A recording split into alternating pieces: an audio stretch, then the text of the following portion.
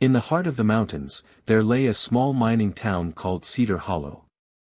Founded over 100 years ago, it thrived on the promise of rich minerals hidden deep beneath the earth. Generations of families had worked in the mines, digging for precious ore that brought prosperity and hardship alike. The town was rugged, with wooden buildings lined along dusty streets, each holding stories of toil and triumph.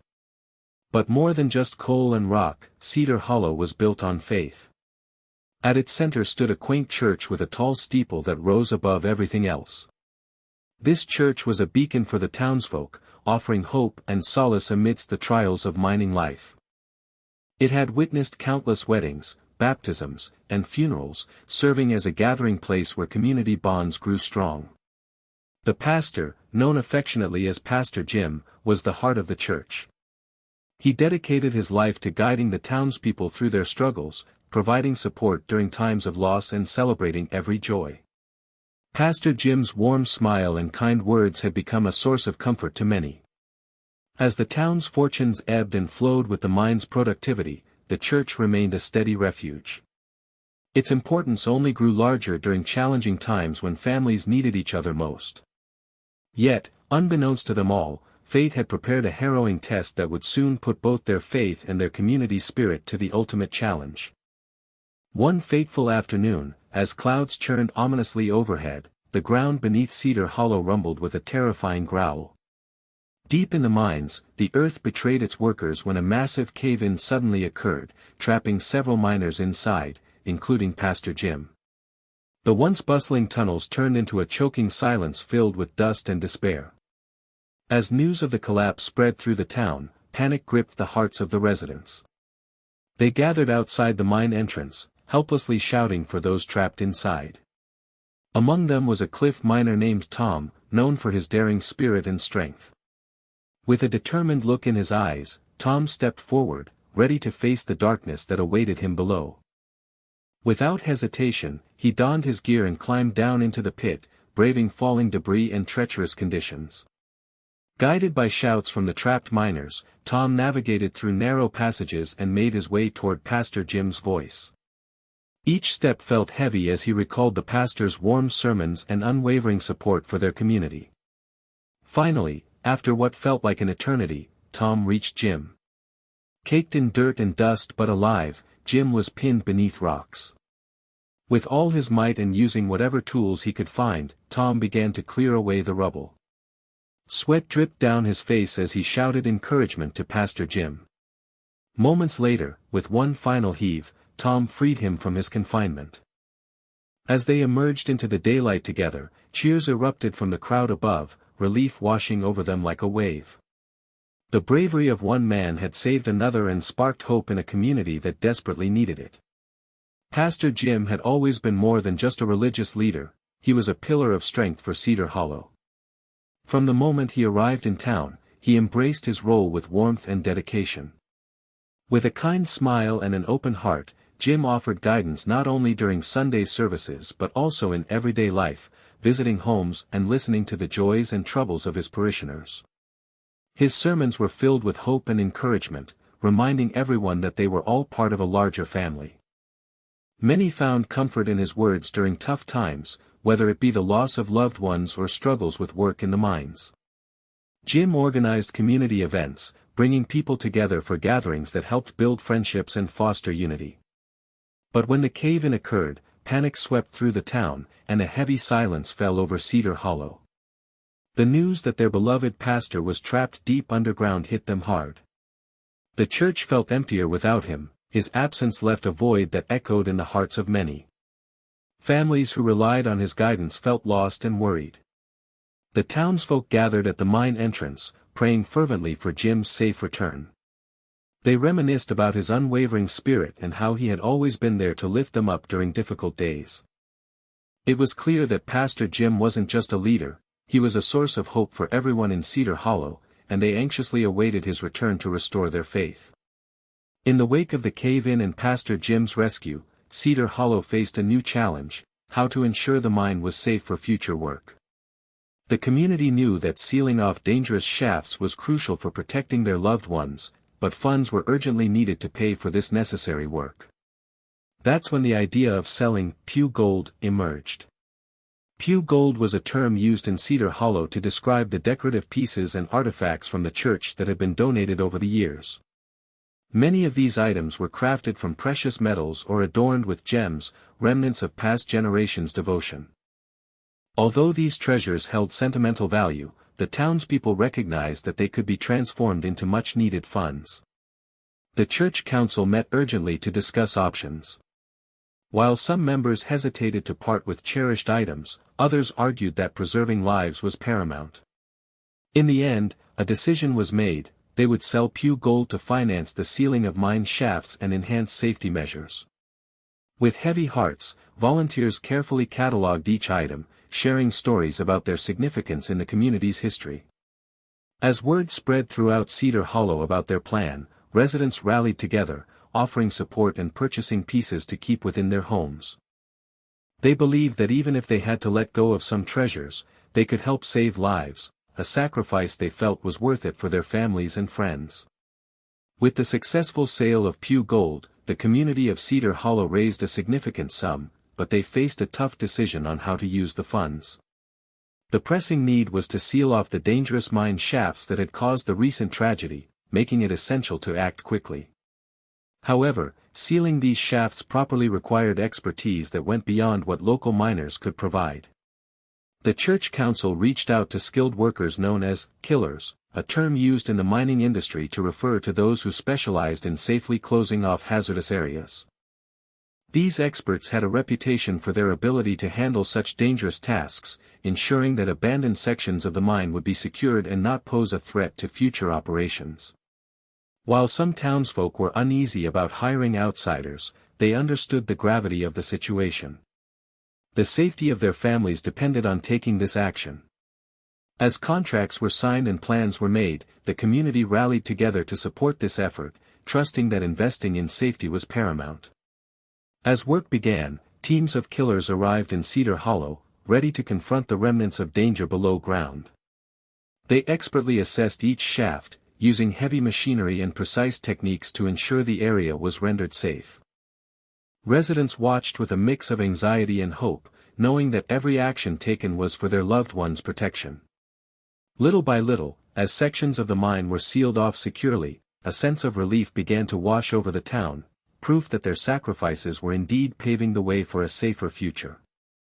As the work progressed and the mine shafts were safely sealed, a quiet unease began to settle over Cedar Hollow.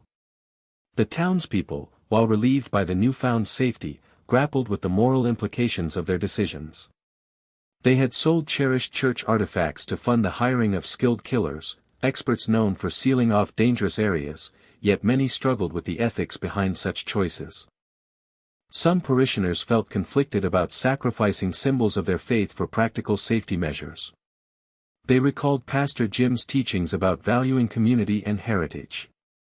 Was it right to let go of their history and traditions in a bid to ensure immediate security? Doubts crept into conversations, as residents debated whether they had made a wise choice or if they had crossed an ethical line. Additionally, there was apprehension about hiring outsiders for such critical work. Some worried that trusting non-locals to protect their families might backfire, leading to feelings of betrayal if those hired did not fulfill their promises. Others questioned if relying on external help undermined the strength and resilience that Cedar Hollow had always prided itself on. As people gathered in small groups to discuss these dilemmas, it became clear that while safety was essential, navigating the complexities of their decisions was equally important. They faced a profound lesson: sometimes doing what is necessary for survival could come at a cost that weighs heavily on their hearts and souls. As Cedar Hollow moved forward, the community was divided in its feelings about the recent events. The rescue of Pastor Jim by Tom had sparked immense gratitude and relief, with many hailing Tom as a local hero.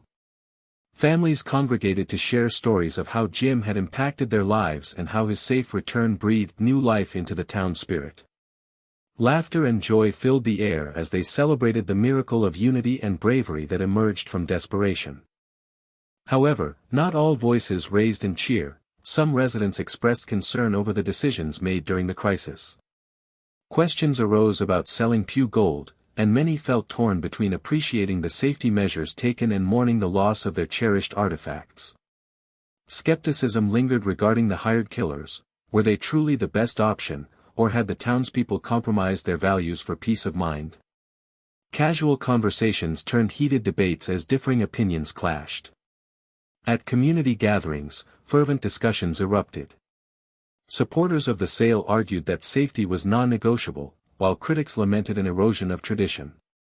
A few older parishioners spoke passionately about how Pastor Jim had always preached about preserving what mattered most to them. They feared that relying on outsiders could undermine their pride and trust in each other. The contrasting reactions illustrated that while they shared a bond through hardship, Cedar Hollow's path forward remained uncertain as they navigated the complexities of their choices together. Balancing progress with values would require more than decisions. It would need genuine healing and understanding across all perspectives. In the aftermath of the cave-in and the decisions surrounding it, relationships within Cedar Hollow underwent significant transformations. For some, the incident drew them closer together. Families that had previously been distant found common ground in their shared relief over Pastor Jim's safe return and gratitude for Tom's bravery. Neighbors who once barely exchanged words began gathering more frequently, sharing meals and stories that strengthened their bonds. The shared experience of facing a crisis created a newfound sense of community, reminding them of the importance of supporting one another. However, not everyone found unity in these trying times. For others, the sale of Pew Gold and the decision to hire outside experts drove a wedge between neighbors. Long-standing friendships were tested as differing opinions on safety measures unfolded. Some felt betrayed by others who supported the sale, believing that it undermined their traditions and values. Heated discussions turned into arguments at community gatherings, with friends on opposing sides choosing silence over confrontation. This rift extended beyond individual relationships. It affected church attendance and participation in town events. People who once sat side by side during services now avoided each other, creating palpable tension within the church community. The air felt heavy, as if echoes of disagreements lingered long after discussions ended. Navigating this delicate balance became essential for Cedar Hollow as they sought to heal from the emotional scars left behind. Acknowledging both the strengthened bonds and hurt feelings would be vital in moving forward together while redefining what it meant to be a united community in a changing world. As Cedar Hollow reflects on the recent turmoil, the town has emerged with invaluable lessons about sacrifice, community support, and the complex nature of right and wrong. The crisis tested their values and brought to light the importance of standing together during difficult times. Residents learned that sometimes sacrifices must be made for the greater good. Selling Pew Gold, though heart-wrenching, was seen as a necessary step to ensure safety and protect loved ones. This incident also emphasized the significance of community support. In the face of adversity, neighbors rallied to help one another, whether by sharing meals or offering comforting words. The rescue of Pastor Jim by Tom demonstrated that courage can inspire unity, reminding the townspeople that their strength lies in their connections with each other. However, the challenges faced revealed the delicate line between right and wrong. Many questioned whether it was ethical to part with cherished church artifacts or rely on outsiders for safety. This internal struggle highlighted the complexities of decision-making in crises, forcing residents to confront not only their actions but also their deeper values. Moving forward, Cedar Hollow must navigate these lessons with care. Healing will take time, but with open hearts and minds, they can redefine what it means to be a united community. By embracing both the sacrifices made and the bonds formed during this challenging period, they can emerge stronger, prepared to face whatever comes next together. After the community bonds in Cedar Hollow strengthened amidst their struggles, the town faced a critical decision about their mining future. With the mine shafts sealed and safety measures in place, the council discussed whether to reopen the mines or pivot towards different livelihoods. Many residents felt a mix of nostalgia and fear regarding their mining heritage, while others sought new opportunities that could offer a safer way forward. As discussions unfolded, it became clear that reopening the mines posed significant risks. The cave-in had left lingering memories of danger, and the town was still healing from the trauma of that day. Consequently, some families began exploring alternative economic avenues. Local artisans started to showcase handmade crafts inspired by their mining history, appealing to tourists who traveled through the valley. Farmers expanded their operations, growing crops that contributed to a seasonal market. Ultimately, Cedar Hollow made the decision to partially reopen the mines under strict regulations and with enhanced safety measures overseen by experts. This cautious approach allowed them to revive a piece of their heritage while prioritizing the safety of their workers. The reopening served as a symbol of resilience and adaptation, proving that the townsfolk could honor their past while embracing new beginnings. Through all these changes, Cedar Hollow learned that community support and collaboration would always be essential in navigating challenges. By honoring traditions and remaining open to innovation, they ensured not just survival but growth, proving that even in tough times, they could emerge stronger together.